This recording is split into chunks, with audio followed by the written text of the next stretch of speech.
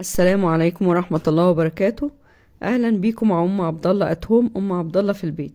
والنهارده هعمل لكم مربى فراولة حصرية ما شفتهاش قبل كده، وهتستوي في ربع ساعة بس، وموفرة وبكميات كبيرة كمان، واحسن من بره بكتير، مش كلها جيلي زي بره. واذا عجبكم الفيديو ما تنسوش اشتراك في القناة وتفعيل جرس الاشعارات ولايك وشير عشان الكل يستفيد. وندخل على المقادير على طول.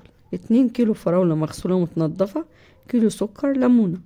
قبل ما ندخل على الطريقة الأول حابة أوضح لكم إن أنا مش هستخدم الفراولة وهي طازة، هحطها في أكياس زي ما انتوا شايفين في الفيديو، واحطها في الفريزر لحد ما تتجمد. بعد ما تتجمد هطلعها في طبق واسيبها تفك وتنزل ميتها.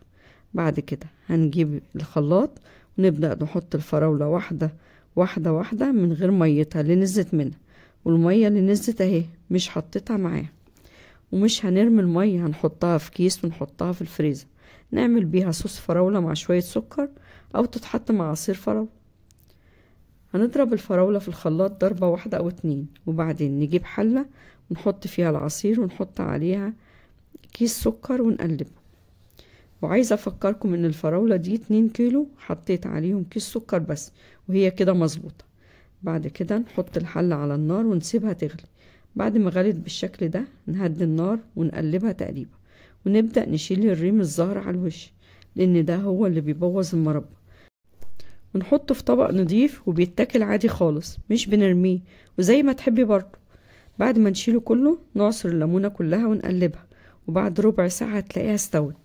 نعرف انها استوت ازاي؟ باختبار الطبق. نحط حبة في طبق بالشكل اللي انا عاملاه في الفيديو، نجيب معلقة وننزل بيها لتحت. لو المربى فضلت فاصلة عن بعضها تبقى استوت، لو لمت تاني تبقى عايزة غلوة كمان.